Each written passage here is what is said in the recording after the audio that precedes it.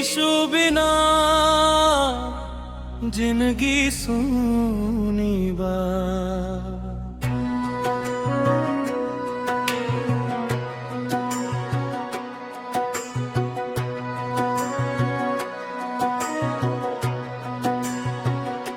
यीशु बिना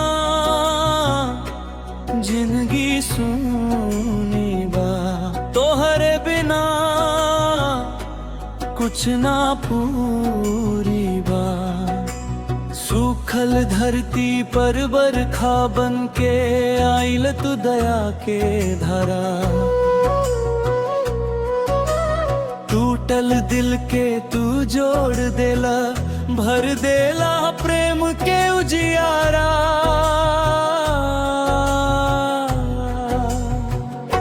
यीशु बिना जिंदगी सूनी बा। तोहरे बिना कुछ ना पूरी बा।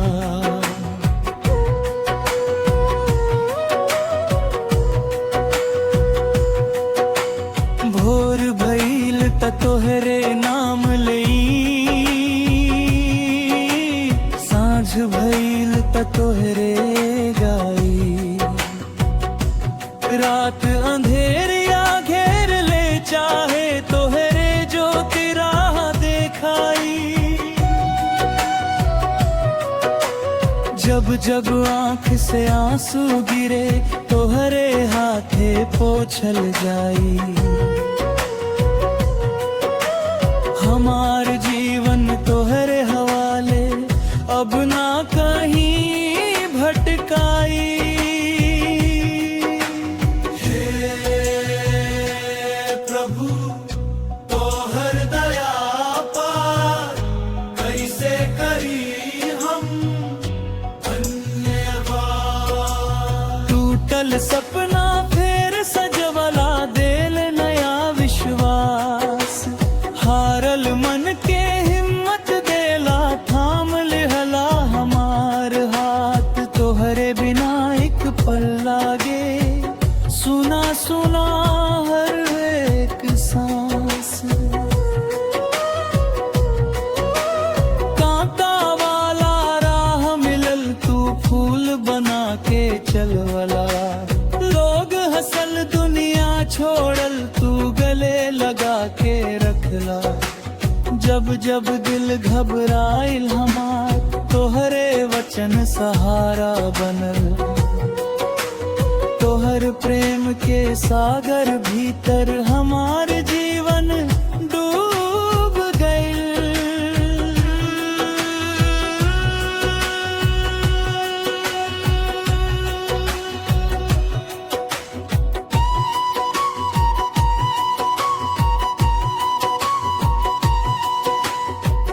क्रूस पर बहल पवित्र लहू,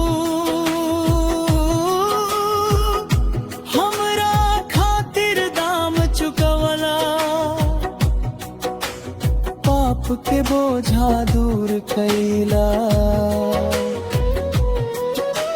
नया जीवन हमके देला। कैसन प्रेम बा प्रभु तोहार, शब्द में कहाँ हिल न जाए। रोज रोज तोहर महिमा गाई, दिली चाहत दोहराए। बीमार मन के तू चंगा कर, थाकल तन के बल दे। भूखल आत्मा के पगवार, जब ना प्रेम से भर दे। हर परिवार में शांति बरसा, हर घर में उजियार दे। रोवत चेहरा हंस पड़ो आज, ऐसन आशीष बरसा दे। जब दुनिया साथ छोड़ दी, तू कब हूँ साथ न छोड़ब। आंधी होके चाहे तूफान, हमार नाव तू पार लगईब। मौत के घाटी से गुजरब, तबो हम ना डेराइब। काहे कि हमार चरवाहा हरदम साथे तू रहब। आवा सब मिल नाम पुकारी, यीशु जय जय बोली। धरती गावे अंबर गावे नगमा के स्वर खोली। बूढ़ जवान और नन्हन बालक सब मिल हाथ उठाई। राजा के राजा प्रभु के प्रभु दिल से महिमा गाई। हमार सपना तो है सपना हमार राह तो हर राह। जहवा भेजब ही जे जईब लेके रेम के चाह। टूटल मन के आस बंद निराशा में विश्वास।